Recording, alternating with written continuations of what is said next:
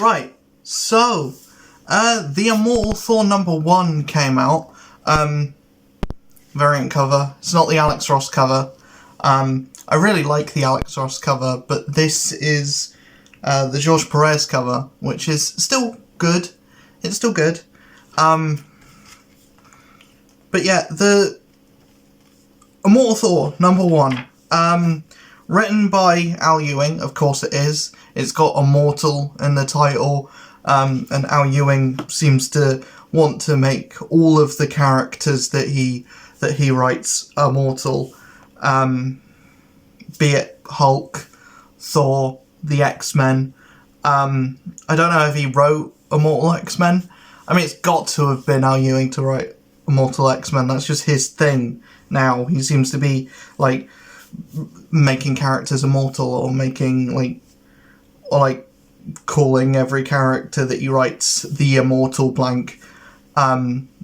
So I'm surprised his Venom book isn't called the Immortal Venom, especially with what that book is and what he's doing in that book. It really should be called the Immortal Venom. But yeah, they're going to end up putting, like, Al Ewing on Fantastic Four, and he's going to call it the Immortal Fantastic Four, which is not a bad idea, by the way. I have things that I like about this, and I have things that I don't like. I like where the story is actually going. I like what the plot of the book actually is. It's Thor as the King of Asgard off the back of the Donny Cates run, which I liked. A lot of people seemingly didn't. I really liked it. But what we have is Thor basically at his most powerful. Mjolnir is back together after getting Odin taken out of it and having it, like, fully reattached. He's back to his classic suit. He's back to his classic look, which is perfection. When drawn by Martin Kokolo, just look.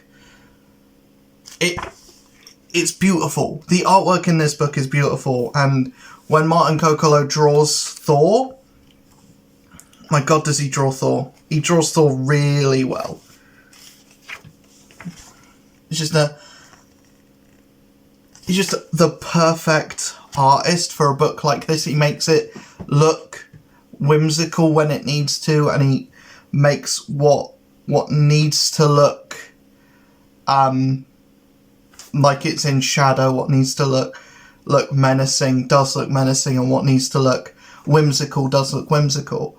When the book is serious, the art reflects that. When the book is, having fun, the art reflects that as well. It just is a really good book to look at. And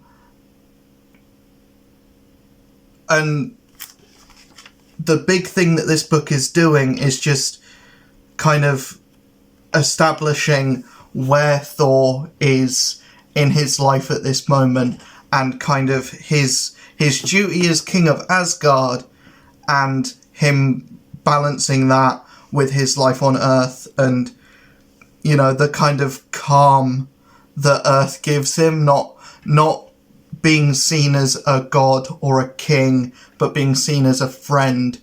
And there's a bit in this which does tie it in with Fall of X, where a mutant comes to Thor and says, "Hey, Orcus is beating up some of my friends who are mutants," and Thor just goes in and is like, "Yeah, get up so I can smite you again." And that's kind of cool. It's only 2 panels, but it's 2 panels that link it in with a big event without making the book a tie-in. And that's kind of cool. It's cool to see that Fall of X is kind of bleeding into everything, but it feels like it feels like the aftermath of Civil War, when across the Marvel line, they weren't really tying in officially with like official tie-in books, but the events of Civil War were bleeding into the rest of the Marvel line, and it felt like something that was big, that was happening in the pages of Marvel Comics. That's what Fall of X feels like. Even if you're not reading any X-Men books, you still feel the effects of Fall of X, because they're bleeding into Iron Man, they're bleeding into Thor, they're bleeding into Spider-Man, they're bleeding into Ghost Rider. You know, that it feels like something that is affecting the Marvel Universe without it being a huge, massive company-wide event. It's an X-wide event, but it's not a company-wide event. But the other heroes are still aware of it going on and still feel the effects of it going on. Apart from the Guardians. The Guardians are doing their own thing. And then we have kind of like this thing where Thor is on a rooftop brooding about people in his life that have died, like Thor Erickson, or I think Eric Masterson.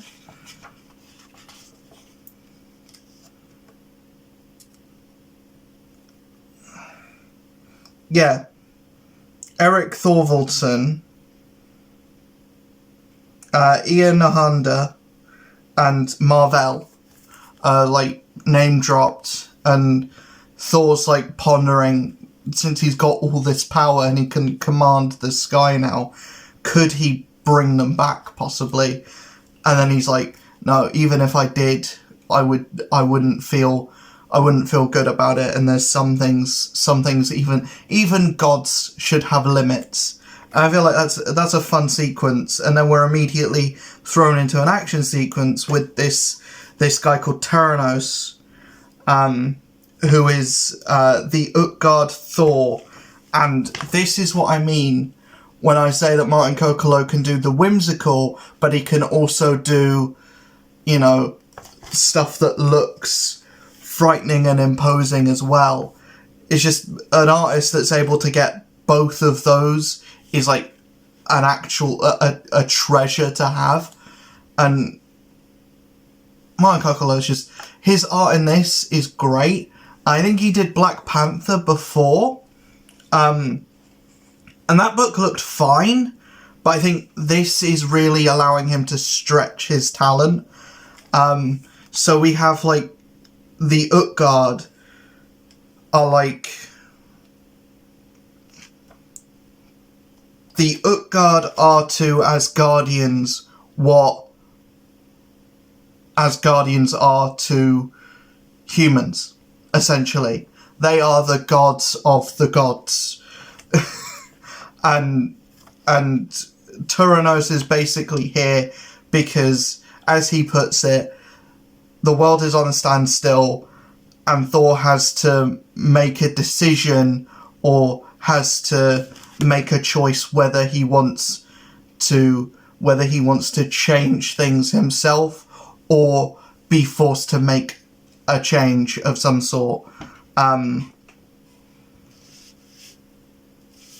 the whole thing of what's on Thor's mind is, if we are to them like mortals are to us, then what are mortals to them? And we see, like, people just running and screaming, and in the background we have Gaia, who is apparently Thor's actual mum, which is weird, talking to a shadowy figure who is then revealed to be the Utgard Loki. I think the actual plot and the actual, like, bringing in the Utgard, who are, like, something that's deep in Norse mythology already anyways, I feel like playing with that and setting up things that are actively inconceivably powerful, even compared to a character like Thor, who is already inconceivably powerful. I feel like that's a really interesting thing, and it's gonna be interesting to see how and if Thor actually, defeats them, and how long this story goes on for. The biggest thing for me with this book, especially, is how Thor is written, and specifically how Thor is written. It reads very much like the Paul Jenkins run, where Thor is speaking like a Norse god, essentially. He's not speaking like a character that's been on Earth for a long time. He doesn't sound like Chris Hemsworth, is what I'm trying to say, and that's not necessarily a bad thing, but I'm not 100% with all of the these, thys, and nays, and there's a lot of that in this book. There's a lot of like Shakespeare language, or Shakespearean language, and it doesn't feel like reading a comic book sometimes. It feels like reading a Shakespeare novel. Not quite that bad, and the art helps, and the fact that the story is so compelling helps, but the way the book is written, especially, I think because there's no human characters to really balance out the kind of Asgardian language that's in the book. I think that's the biggest thing for me, is once we have Thor interacting with like Jane and with like characters on Earth, if we do get that in this book, that will help filter out all of the Shakespeare nonsense with Thor and the people on Asgard. But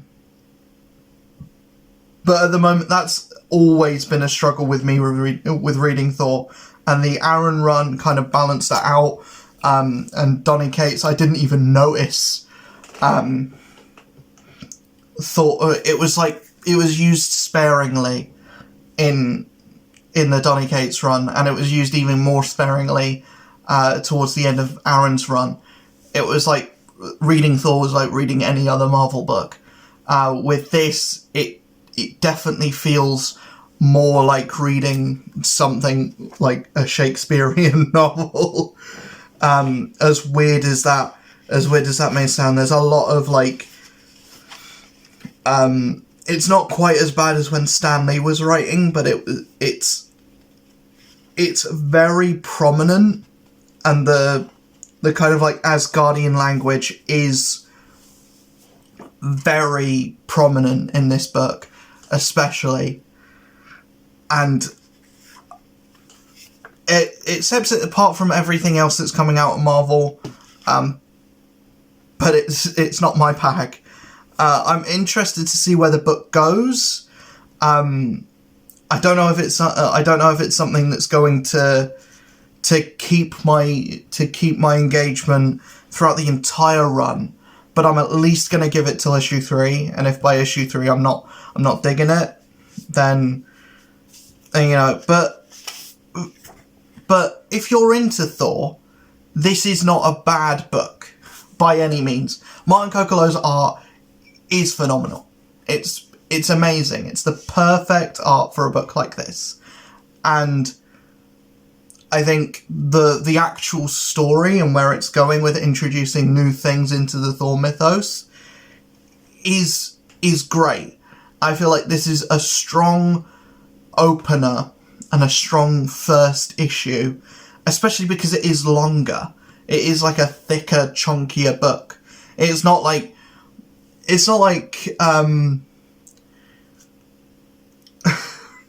what was it?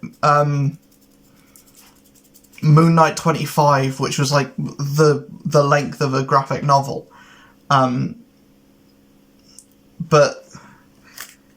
yeah, this is pretty good. If you're a fan of Thor, you're already reading this, I think. You already own this, you've already read it. I don't think this is going to make any new Thor readers. I think this might turn off some people who got in through the Aaron run and got in through the Cates run. This is just, it's just a solid Thor book, but off the back of two really good runs, and one that lasted nearly a decade, and the other that lasted quite a while as well. I think Al Ewing has big shoes to fill, and, you know, the art is doing more than the writing for me at this point. I still like it though. I still liked the issue. I still think it's good. I still think it's fun. And like I said, Martin Kokolo is a standout artist at Marvel, I think, at the moment. Like they have a lot of good talent there, but I think he's like a shining example of what a Marvel artist should be, and what makes Marvel stand out towards DC, and what makes DC stand out towards Marvel when it comes to the look of a book. Because you can tell what's a Marvel book and what's a DC book. There is like a distinct feeling with the artwork and how a story is laid out between, especially now that I'm reading more DC, I can feel it more with a DC book. When I'm reading it, it feels different to reading a Marvel book. But semantics aside, Immortal Thor #1, I recommend it to Thor fans. I recommend it to Thor fans and pretty much only hardcore Thor fans. If you're interested in it, pick it up. See if you like it. The Thorisms, there is a lot of it in there. There is a lot of Thorisms in it. And if that's a thing that this book is going to be going forward, then I don't mind it, but I also, it's not my 100% my bag, and you know, I can live with it though. I can live with it though.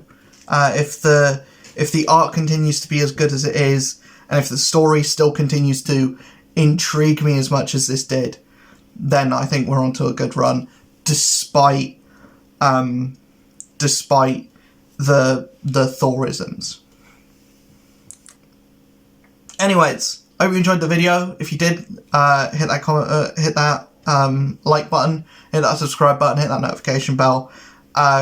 Leave a comment if you've read Immortal Thor #1.